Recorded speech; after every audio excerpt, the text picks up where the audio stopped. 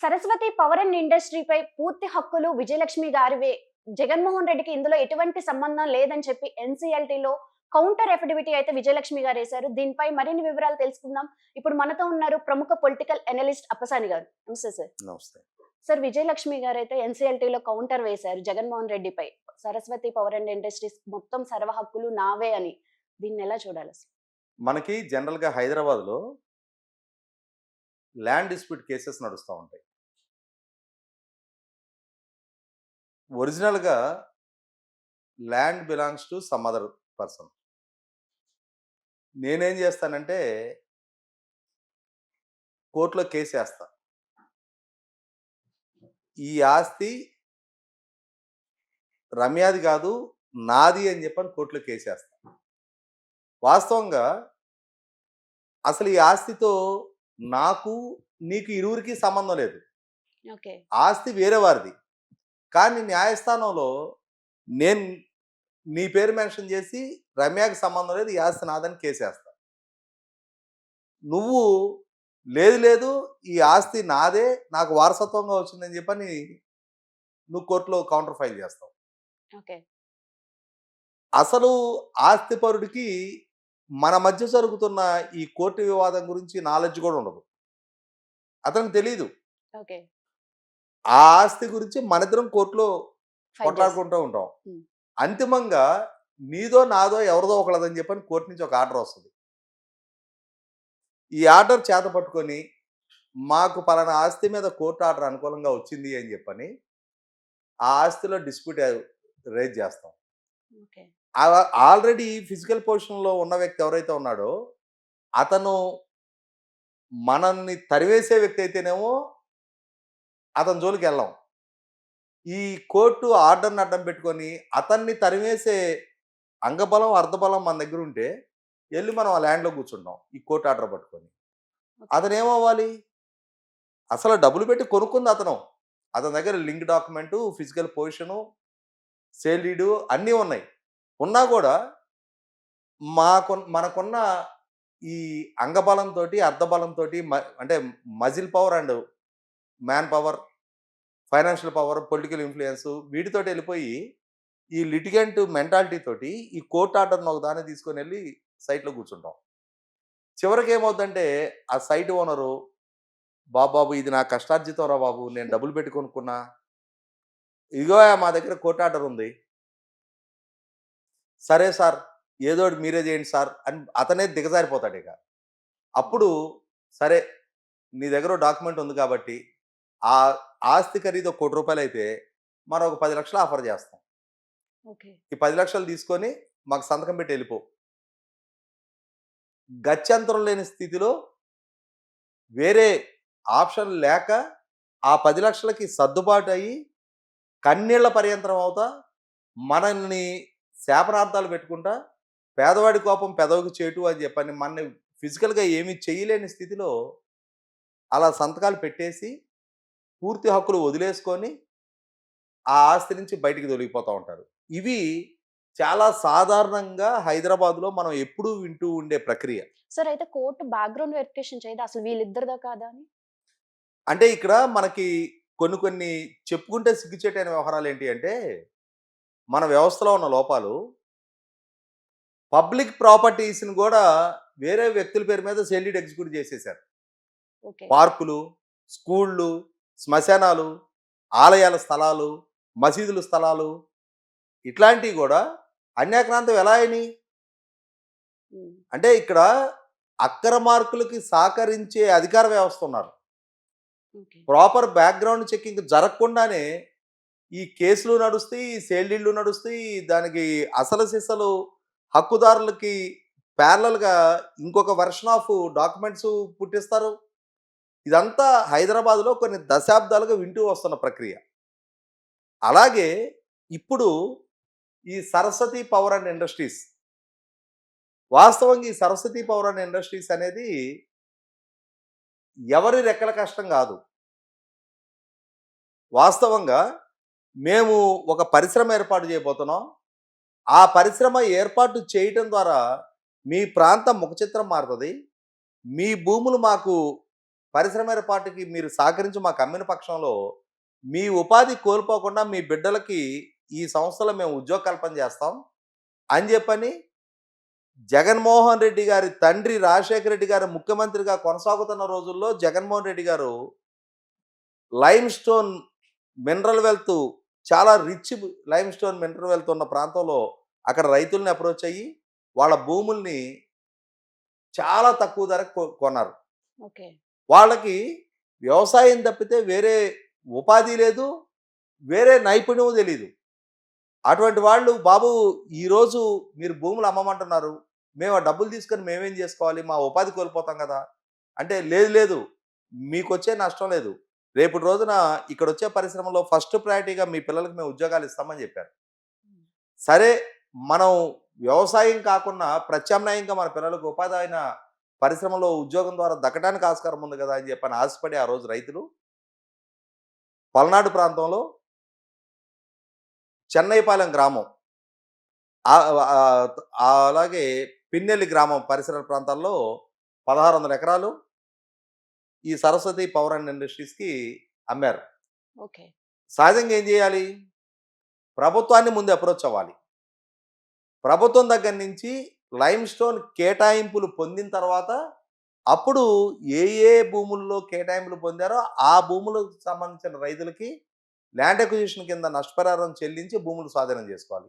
కానీ ఇక్కడ చేసింది ఏంటంటే, రాజశేఖర రెడ్డి గారు ముఖ్యమంత్రి, వాళ్ళ కుటుంబం పరిశ్రమ పెట్టాలనుకుంటున్నారు కాబట్టి ముందు చేయాల్సిన పనులు వెనక చేయాల్సిన పనులు ముందు చేసేసారు. ముందు భూములు సేకరించారు, సేకరించి అప్పుడు ప్రభుత్వాన్ని అప్రోచ్ అయ్యారు. డిఫాల్ట్గా వాళ్ళకి సంబంధించిన ప్రభుత్వమే కొనసాగుతూ ఉంది, వాళ్లే పరిశ్రమ పెట్టాలనుకుంటున్నారు కాబట్టి వాళ్ళకి అనుమతులు ఇచ్చేశారు. ఓకే. రాజశేఖర రెడ్డి గారు ముఖ్యమంత్రిగా ఉన్నప్పుడు లైమ్ స్టోన్ కేటాయింపులు చేశారు. ఏ ప్రభుత్వం అయినా సరే ఒక పరిశ్రమ ఏర్పాటుకి ముందుకొచ్చిన సంస్థకి మినరల్ వెల్త్ కేటాయించే సందర్భంలో అది టైం బౌండెడ్ అగ్రిమెంట్ అవుతుంది. అంటే రాబోయే 3 సంవత్సరాల్లో ప్లాంట్ ఎస్టాబ్లిష్ చేస్తామనో, రాబోయే 5 సంవత్సరాల్లో ఎస్టాబ్లిష్ చేస్తామనో, ఇన్ని కోట్ల రూపాయలు పెట్టుబడి పెడతామనో, ఇంతమందికి ఉపాధి కల్పిస్తామనో, తద్వారా ప్రభుత్వానికి ఇంత ట్యాక్స్ రెవెన్యూస్ వస్తాయి అని చెప్పని ఒక డిపిఆర్ ప్రభుత్వానికి సబ్మిట్ చేసిన తర్వాత, దాన్ని పరిగణలోకి తీసుకున్న తర్వాత ప్రభుత్వానికి కూడా ఆ ప్రాంతంలో పరిశ్రమ ఏర్పాటు ద్వారా అక్కడ నుంచి ప్రభుత్వానికి ఆదాయం సమకూరుతుంది, అక్కడ ఉపాధి కల్పనకి ఆస్కారం ఉంటుంది అని చెప్పని ప్రభుత్వం కూడా కన్విన్స్ అయిన తర్వాత అప్పుడు మినరల్ వెల్త్ కేటాయించాల్సి ఉంటుంది. కానీ ఇక్కడ జరిగింది ఏంటి అంటే, ముందు భూములు కొనేశారు. తర్వాత రాజశేఖర రెడ్డి గారు ముఖ్యమంత్రిగా ఉన్నప్పుడు 2009లో మినరల్ వెల్త్ కూడా కేటాయించారు. సరే కేటాయించారు, ఇవాళ మనం 2025లో ఉన్నాం. ఇప్పటికీ దాని చుట్టూ కాంపౌండ్ వాళ్ళు కూడా కట్టలా. పరిశ్రమ ఏర్పాటు సంగతి పక్కకు పెట్టండి, 16 సంవత్సరాల కాలం పూర్తి అయిపోయింది. ఇటువంటి పరిస్థితుల్లో ప్రభుత్వం ద్వారా కేటాయించబడ్డ మినరల్ వెల్త్ భూ యజమానులు వీళ్ళైతే అయి ఉండొచ్చు, వీళ్ళు పరిశ్రమ కోసం అంత భూములు కొనగలిగారు. లేని పక్షంలో ల్యాండ్ సీలింగ్ యాక్ట్ వస్తుంది, వాళ్ళకి అన్ని 100 ఎకరాలు కొనటానికి వ్యవసాయ భూములుగా కొనటానికి ఆస్కారం లేదు. కేవలం పరిశ్రమ ఏర్పాటు కోసం మాత్రమే అన్ని భూములు కొనటానికి ఆస్కారం ఉంది. అటువంటప్పుడు ఇవాళ పరిశ్రమ ఏర్పాటు చేయటంలా, చేయనప్పుడు ఏం చేయాలి ప్రభుత్వం? ఆ భూములు మొత్తం ప్రభుత్వం స్వాధీనం చేసుకొని అక్కడ పరిశ్రమ ఏర్పాటుకు ముందుకొచ్చే వేరే ఏ యాజమాన్యానికైనా సరే ఆ భూములు కేటాయించిన పక్షంలో వాళ్ళైనా పరిశ్రమ ఏర్పాటు చేస్తారు. ఆ విధమైన ప్రయత్నం కూడా చేయకుండా జగన్మోహన్ రెడ్డి గారు ఆయన మీద అక్రమాస్తుల కేసులు నమోదు కావటం, అక్రమాస్తుల కేసులు నమోదయ్యి ఇవాళ ఈ సరస్వతి పవర్ అండ్ ఇండస్ట్రీస్కి సంబంధించిన ఈ షేర్స్ కూడా ట్రాన్స్ఫర్ చేయడానికి వీల్లేదు అని చెప్పని ఇప్పుడు జగన్మోహన్ రెడ్డి గారు ఎన్సిఎల్టీలో పిటిషన్ ఫైల్ చేశారు. అయితే ఇక్కడ గమనించుకోవాల్సింది ఏంటి అంటే, ఇప్పటికీ పేపర్ మీదే ఆ కంపెనీ ఉంది. ఆ పేపర్ మీద ఉన్న కంపెనీని 2019లో ఆగస్టు నెలలో జగన్మోహన్ రెడ్డి గారు వాళ్ళ తల్లి గారి పేరిట గిఫ్ట్ డీడ్ రాసిచ్చారు. ఓకే. అంటే ఇక్కడ వాళ్ళ తల్లి విజయలక్ష్మి గారు 48% షేర్స్ ఏమో డబ్బులు చెల్లించి కొనుక్కుంది, మిగిలిన 51% షేర్స్ వచ్చేటప్పటికి జగన్మోహన్ రెడ్డి గారు వాళ్ళ సతీమణి భారతి గారు విజయలక్ష్మి గారి పేరిట గిఫ్ట్ డీడ్ రాసిచ్చారు.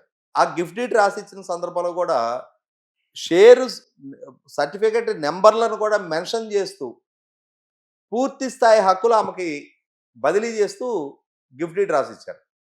ఆ గిఫ్ట్ డీడ్ రాసిచ్చిన నేపథ్యంలో 99.75% షేర్లు విజయలక్ష్మి గారికి దక్కలబడినాయి. వన్స్ ఒకసారి gift deed registered gift deed అయిన తర్వాత దాని ద్వారా షేర్లు ఆమెకు ట్రాన్స్ఫర్ అయిన తర్వాత రిజిస్టర్ ఆఫ్ కంపెనీస్లో కూడా ఆ ట్రాన్స్ఫర్ ప్రక్రియ పూర్తి అయిపోయిన తర్వాత ఇంకా మళ్ళీ వీళ్ళకి ఎట్లా హక్కు ఉంటుంది? ఇక్కడ ఐదర్ సేల్ కన్సిడరేషన్ జరుగున్నట్టయితే ఒకవేళ విజయలక్ష్మి గారు ఈ షేర్లకి అగెనిస్ట్గా చెక్స్ లాంటి ఇష్యూ చేసి ఉన్నట్టయితే ఆ చెక్స్ ఆర్డర్ కాకుంటే ఆ చెక్స్ ఇష్యూ మెన్షన్ చేస్తూ ఈ ట్రాన్స్ఫర్ ప్రక్రియ జరుగున్నట్టయితే అప్పుడు ఈ చెక్ ఆర్డర్ కాలేదు కాబట్టి అని చెప్పని ఈ ట్రాన్సాక్షన్ డిస్ప్యూట్ చేయడానికి ఆస్కారం ఉంటుంది. కానీ ఇక్కడ జరిగింది గిఫ్ట్ డీడ్.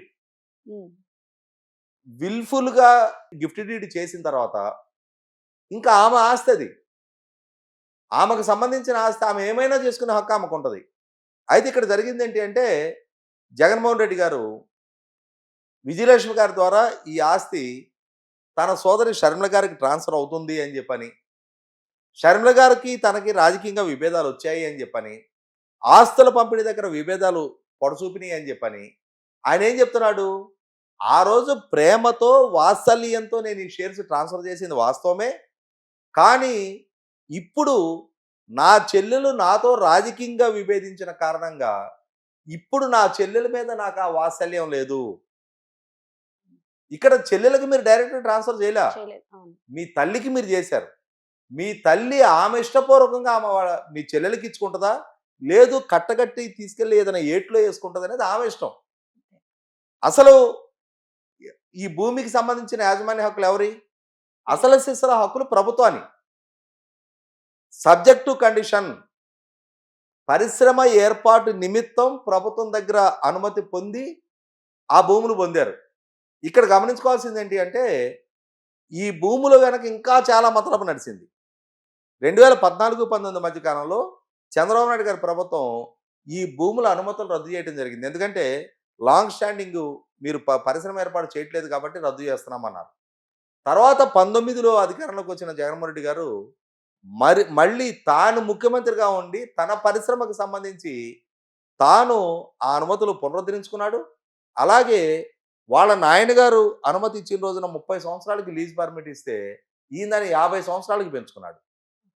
అంటే ఇక్కడ గమనించుకుంటే ఈ మధ్యకాలంలో జార్ఖండ్ ముఖ్యమంత్రి హేమంత్ సోరెన్ గారిని అరెస్ట్ చేశారు. ఎందుకు?